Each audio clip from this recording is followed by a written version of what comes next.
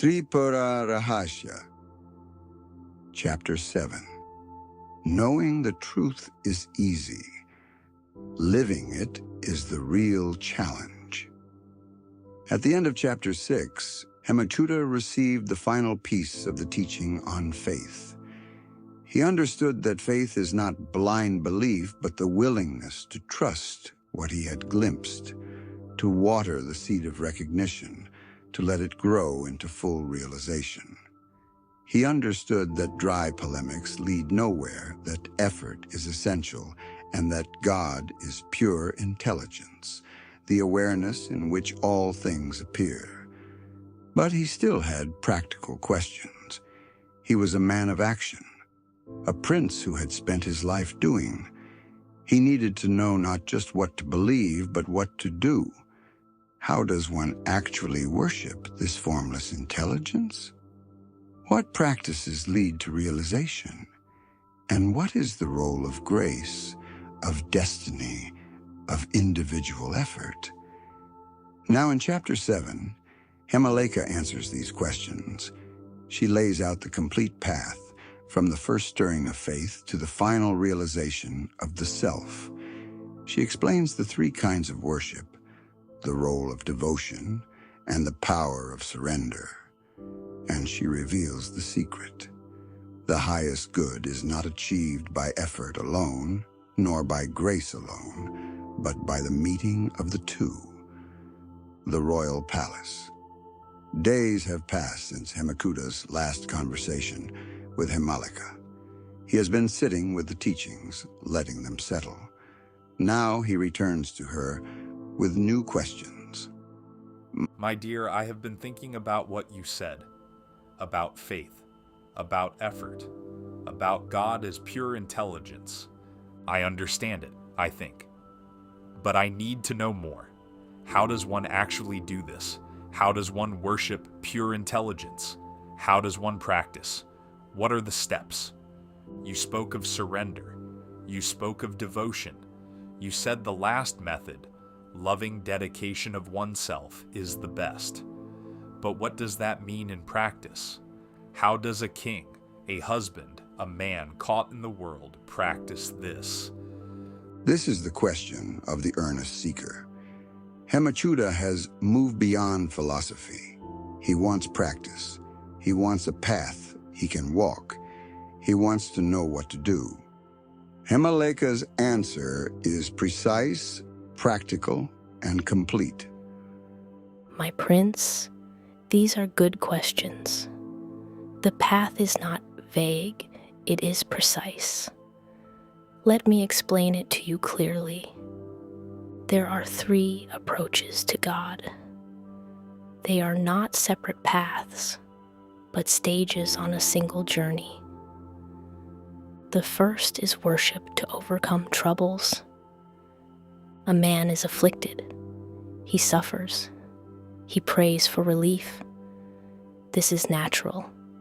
It is the beginning.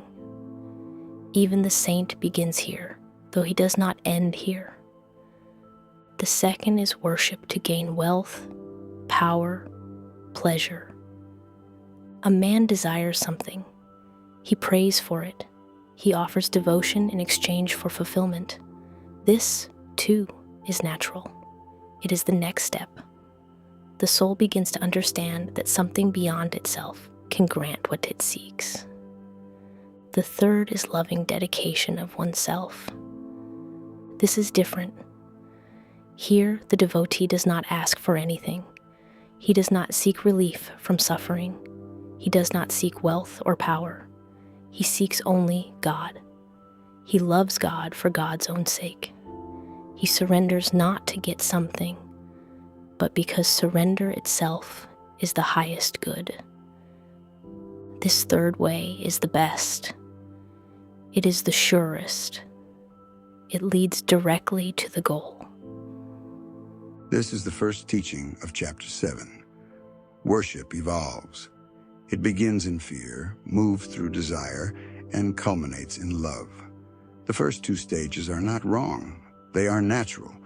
They are the path by which the soul matures. But the third stage is the goal, the worship that seeks nothing but the beloved, the devotion that is its own reward. But how does one practice this? How does one love without wanting? How does one surrender without seeking? It begins with faith. You have that now.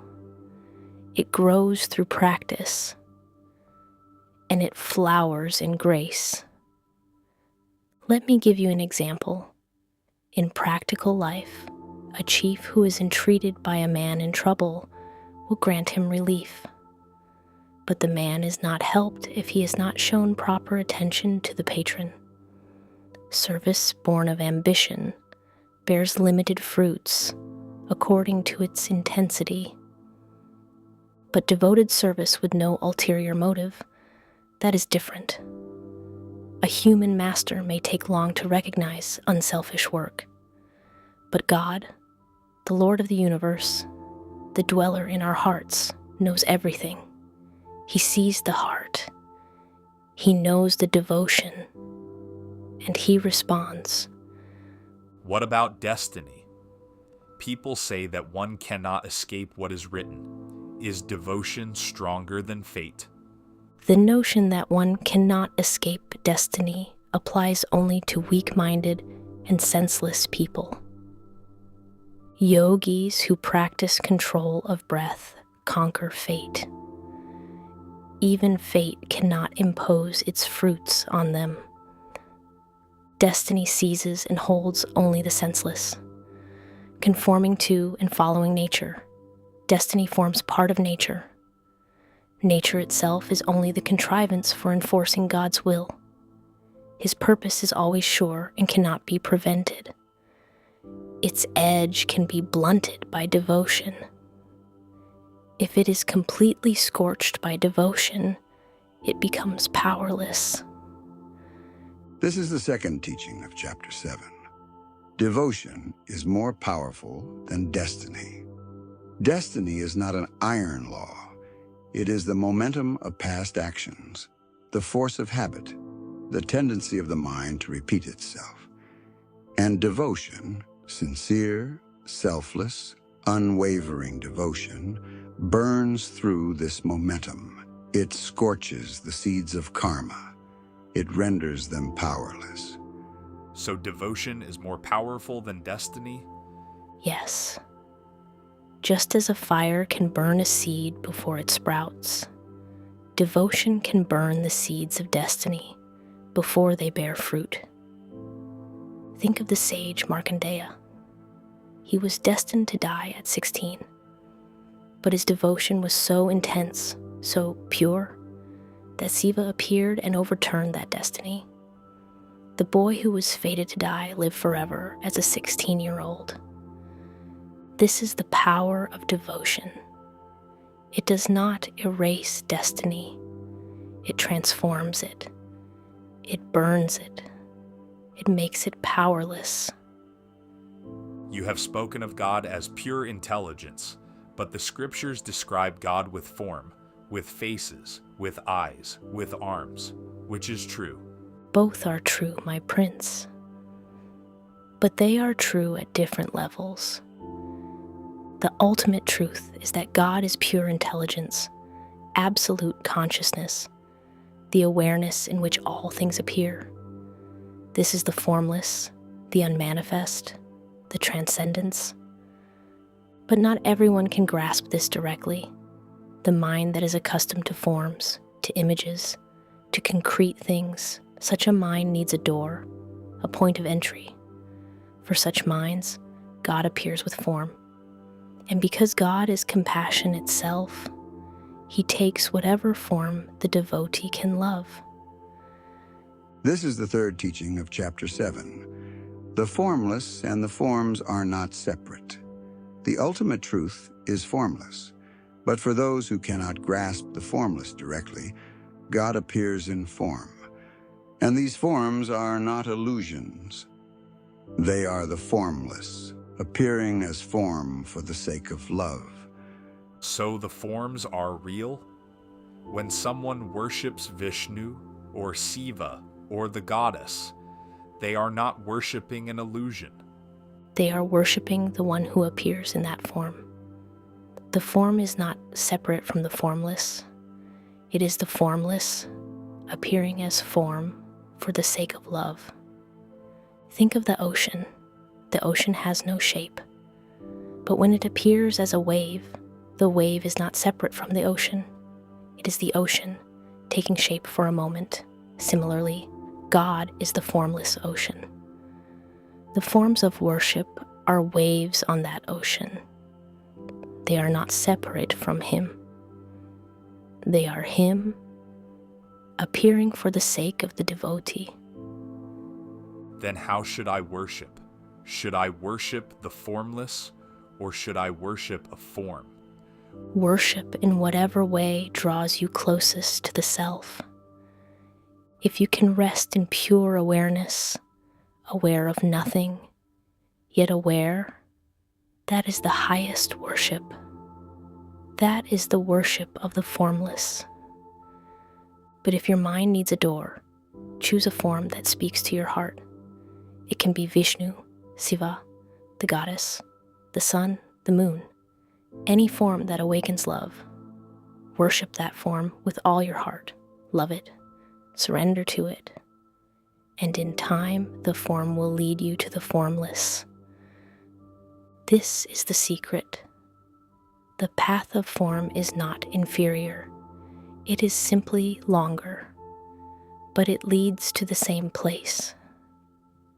You speak of grace. You speak of God's response to devotion. But how does this work? Is it mechanical? Does God have to respond because of some law? No, my prince. It is not mechanical. It is not a law. It is love.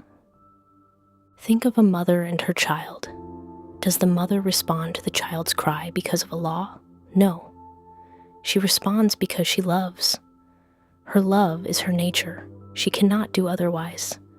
Similarly, God's nature is love. He responds to devotion because that is what He is. He cannot do otherwise. It is not a transaction. It is the overflowing of His own being. This is the fourth teaching of chapter 7. Grace is love, not transaction. God does not respond to devotion because of a law or a bargain. God responds because love is His nature. He cannot do otherwise. Grace is not something God gives. It is what God is. Then why does everyone not receive this grace? Why do some suffer, some struggle, while others seem to be carried by grace? Grace is always flowing. It is like the sun, always shining. But whether you feel its warmth depends on whether you step into the light. Some people stand in the shade of their own desires, their own fears, their own pride.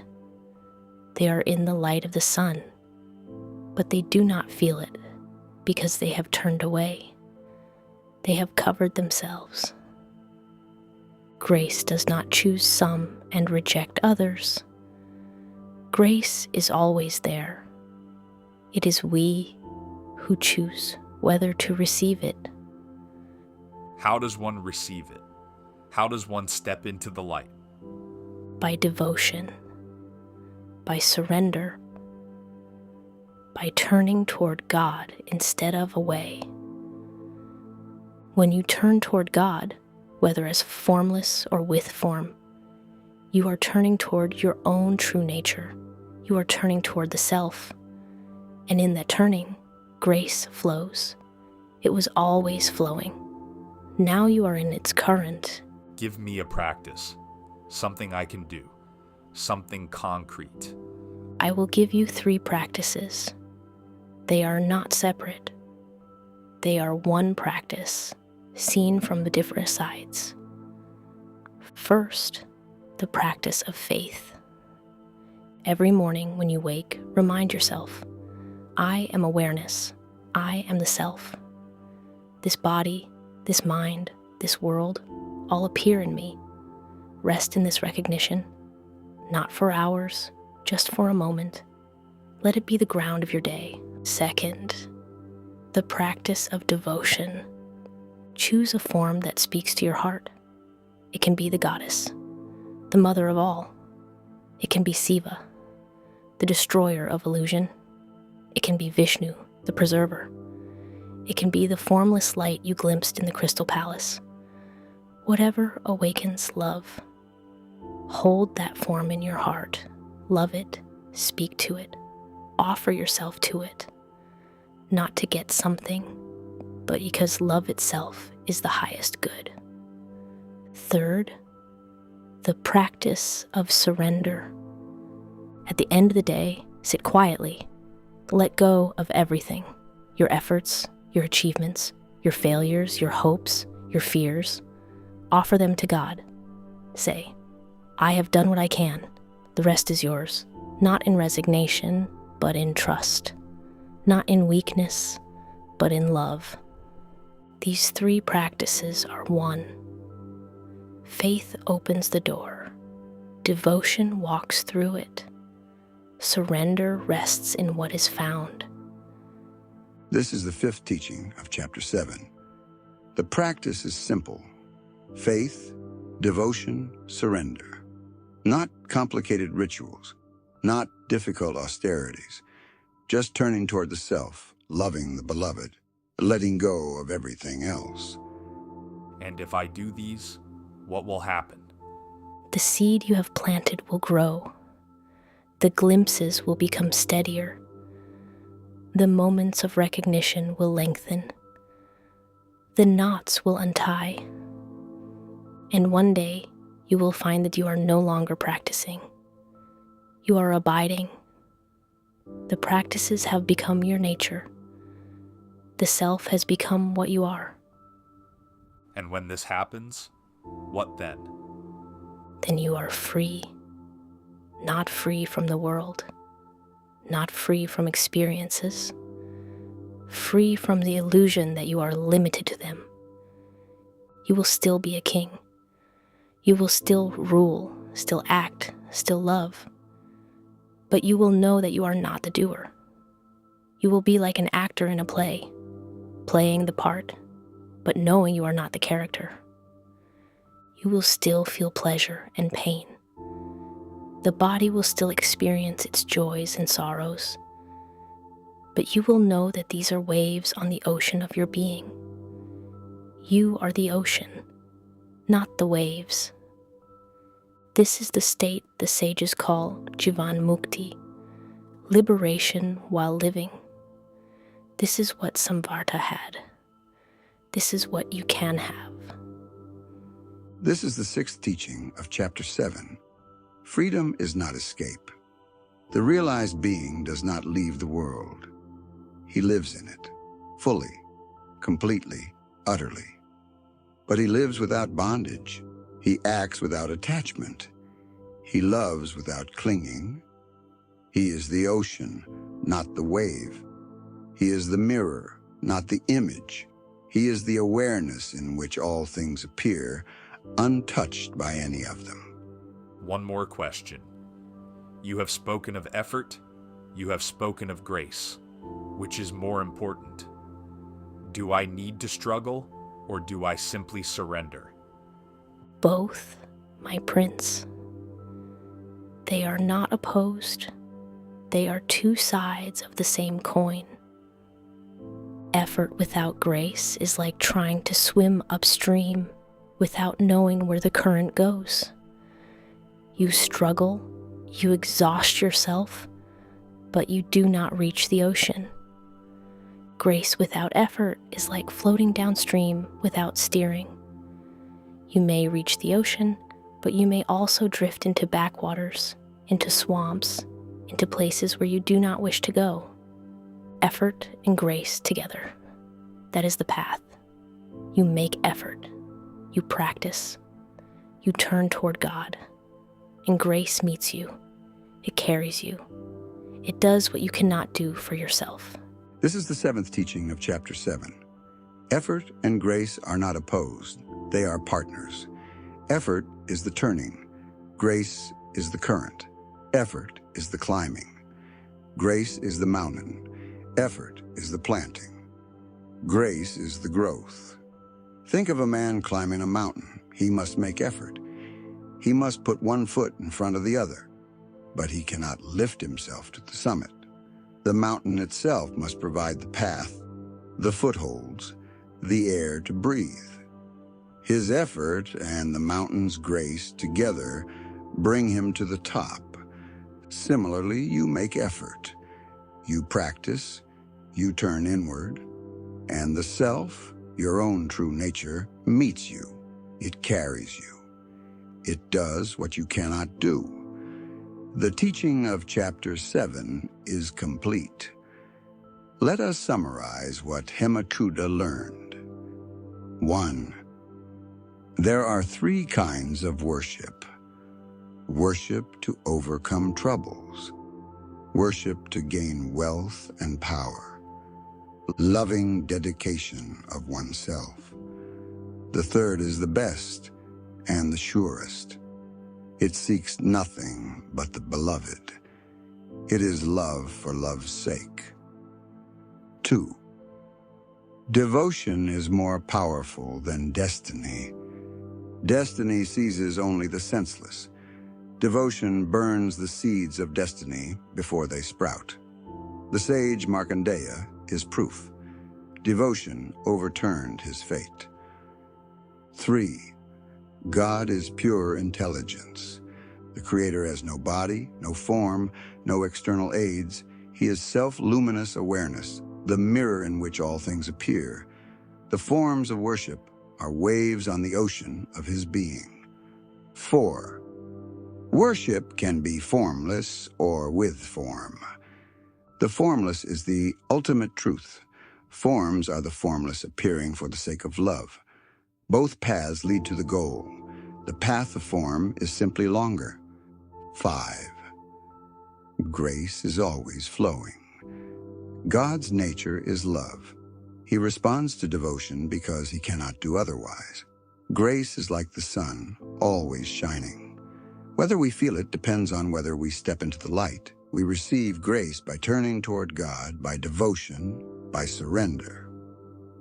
6. The practice is simple. Faith. Recognize that you are awareness. Devotion. Love God in whatever form awakens love.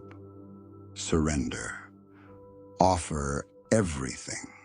Efforts, failures, hopes, fears in trust. These 3 are one. Faith opens the door. Devotion walks through. Surrender rests in what is found. 7.